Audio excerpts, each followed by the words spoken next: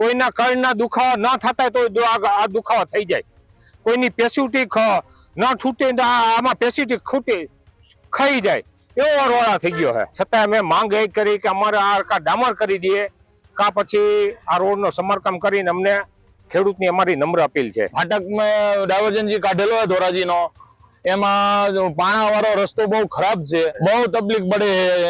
હાલમાં તકમાં મારી ગાડી બંધ થઈ ગયેલી છે અને મારે વાહનમાં ગમે વાહન બાંધીને લઈ જવાની ખર્ચો થાય એમ છે 3000 રૂપિયાનો। જુનાગઢ રોડ ઉપર રેલવે ક્રોસિંગ નું એક ઓવરબ્રિજનું છેલ્લા 1.5-2 વર્ષથી આ કામ ચાલુ છે।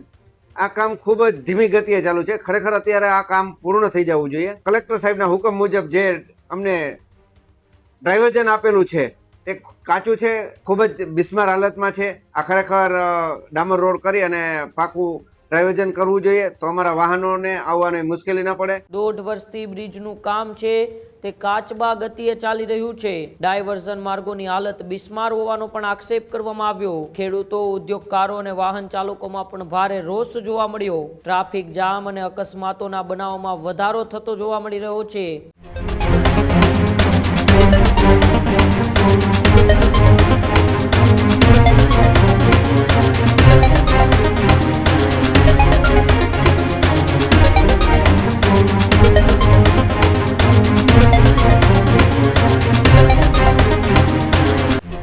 ધોરાજીની અંદર રેલવે ઓવરબ્રિજના કામને લઈને લોકો છે તે હેરાન પરેશાન જોવા મળી રહ્યા છે। જ્યાં ધોરાજીમાં રેલવે ઓવરબ્રિજની કામગીરીથી લોકો પરેશાન।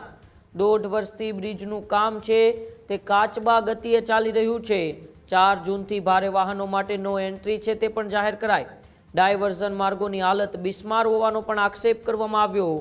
ધૂળની ડમરીઓથી સ્થાનિકો અને વેપારીઓ છે તે પણ હેરાન થયા। ખેડૂતો, ઉદ્યોગકારો અને વાહન ચાલકોમાં પણ ભારે રોષ જોવા મળ્યો।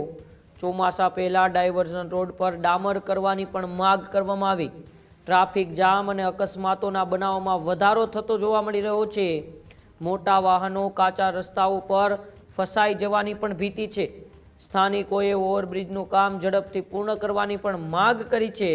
ત્યારે ધોરાજીની અંદર રેલવે ઓવરબ્રિજનું જે કામ ચાલી રહ્યું છે એને લઈને મુખ્ય રસ્તાની જગ્યાએ એક ડાયવર્ઝન આપેલું છે, પરંતુ ડાયવર્ઝન છે તેમાં ભારે વાહનોની નો એન્ટ્રી કરવામાં આવી છે અને ડાયવર્ઝન એકદમ બિસ્માર હાલતમાં છે। ડાયવર્ઝનનો જે રસ્તો છે ત્યાં ધૂળની ડમરીઓ ઉડવાથી દરરોજ ત્યાંથી પસાર થતા વાહન ચાલકો છે, રાહદારીઓ છે, તેમને ખૂબ જ પરેશાનીનો સામનો કરવો પડે છે।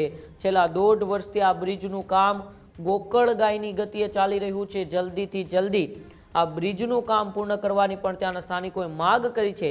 ત્યારે આવો આપણે સાંભળીએ ધોરાજીના સ્થાનિકોને ત્યાંથી પસાર થતા રાહદારીઓ આ બ્રિજની ગોકળ ગતિના કામને લઈને શું કહી રહ્યા છે। જુનાગઢ ઉપર ઓવરબ્રિજ આવેલ જે ગોકળ ગતિના ગાયથી 2-3 વર્ષથી કામ ચાલે છે। હમણાં 4 તારીખે જે ડાયવર્ઝન આપ્યું એમાં મોટા વાહનોનો એવડો ભારે વાહન અમારા જમનાર ખાતે ફાટક પછી કેનાલ રોડ જે આવે એ ખેડૂતનો રોડ છે અને આમાં 70-75 વીઘા જમીન આવેલ છે। એમાં એરંડા, મગફળી, તુવેર, બાજરી, સોયાબીન અને જુવાર આ બધા પાક હાવ સદંતર ફેલ થઈ ગયા છે, બરાબર। છતાંય કોઈ કાંઈ આંખ ઉઘાડતા જ નથી કોઈ મામલતદાર આવતા, નથી કોઈ કોન્ટ્રાક્ટર આવેલ। આ રોડ અમને વહેલી તકે પૂરી કરવા અમારી માંગ છે। શું રોડમાં કેવી તકલીફ પડે છે? રોડમાં અત્યારે એવી તકલીફ છે, જો કોઈને અત્યારે ડિલિવરી કરવી હોય ને તો આ રોડ ઉપરથી હાકે ડિલિવરી પરબારી નોર્મલ ડિલિવરી થઈ જાય આ રોડ ઉપર। કોઈના કળના દુખાવા ના થતા તો આ દુખાવા થઈ જાય, કોઈની પેસ્યુટી ન છૂટે આમાં પેસ્યુટી ખૂટી ખાઈ જાય એવો રોળા થઈ ગયો છે। ખેડૂતોને કેવી તકલીફ પડે છે? ખેડૂતને અમારે એવડી તકલીફ પડે, અમારા મોલ કઈ થતું જ નથી કે મોલ કઈ થતા નથી। અમારે કરવું શું, ધૂળ એવડી ઉડે, હાલવાની તકલીફ એવડી થાય છે, કોઈ અમારે મજૂરોના કામે આવતા નથી। છતાં અમે માંગ એ કરી કે અમારે આ ડામર કરી દઈએ કા પછી આ રોડનો સમારકામ કરીને અમને ખેડૂતની અમારી નમ્ર અપીલ છે। આપણે ફાટકમાં ડાયવર્ઝન જે કાઢેલો હોય ધોરાજીનો એમાં પાણા વાળો રસ્તો બહુ ખરાબ છે। એનાથી પરિસ્થિતિ આવ ગાડી બગડે છે અને મારી હાલમાં અત્યારે ડાયવર્ઝનમાં ગાડી બગડેલી છે કેમ કે પાણા નીચે ભટકાણા છે અને બહુ ખરાબ છે અત્યારે રસ્તો। અને તંત્રને એવી વિનંતી છે કે આપણે જેમ બને અમે ઈ ડામર કરી દઈએ એવી રીતની વિનંતી છે એને. કે વાહનોમાં કેવી તકલીફ પડે છે? બહુ તકલીફ પડે છે. અત્યારે હાલમાં તકમાં મારી ગાડી બંધ થઈ ગયેલી છે અને મારે વાહનમાં ગમે એ વાહન બાંધીને લઈ જવાની ખર્ચો થાય એમ છે 3000 રૂપિયાનો. અત્યારે મારે ગેરેજે પહોંચાડવી પડે એમ છે કેમ કે નીચેથી પાણા ભટકાઈ ગયા છે. ધોરાજીની અંદર જુનાગઢ રોડ ઉપર રેલવે ક્રોસિંગનું એક ઓવરબ્રિજનું છેલ્લા 1.5-2 વર્ષથી આ કામ ચાલુ છે. આ કામ ખૂબ જ ધીમી ગતિએ ચાલુ છે. ખરેખર અત્યારે આ કામ પૂર્ણ થઈ જવું જોઈએ, પણ હજી એક બાજુનું કામ પણ પૂર્ણ નથી થયું. તો આ ઓવરબ્રિજ તારીખ 4થી ભારે વાહનો માટે બંધ કરેલ છે. એટલે અમારી પ્લાસ્ટિક ઇન્ડસ્ટ્રીઝના જો કાચા માલ આવે છે અને પાકો માલ જાય છે, જે લોડિંગ વાહનો આવે છે એને ખૂબ જ પારાવાર મુશ્કેલી પડે છે. અને જે કલેક્ટર સાહેબના હુકમ મુજબ જે અમને ડાયવર્ઝન આપેલું છે તે કાચું છે. કેનાલથી જમનાર રોડ ઉપર ડ્રાઈવર જાય છે, ખૂબ જ બિસ્માર હાલતમાં છે. આ ખરેખર ડામર રોડ કરી અને પાકું ડાયવર્ઝન કરવું જોઈએ તો અમારા વાહનોને આવવાની મુશ્કેલી ન પડે. અને ટૂંક સમયની અંદર જ ચોમાસું આવે છે.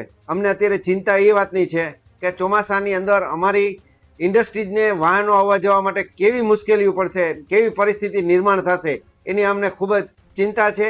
એટલે અમે કોન્ટ્રાક્ટરને, કલેક્ટર સાહેબને અને સત્તાધીશોને વિનંતી કરીએ છીએ કે ચોમાસા પહેલાં ડાયવર્ઝન પાકું કરો અને વ્યવસ્થિત રીતે કરો એવી એક વિનંતી પણ કરવી છે. આ જ પ્રકારની તમામ અપડેટ જોવા માટે ન્યૂઝરૂમ ગુજરાતને લાઇક, શેર અને સબસ્ક્રાઇબ કરવાનું ભૂલતા નહીં.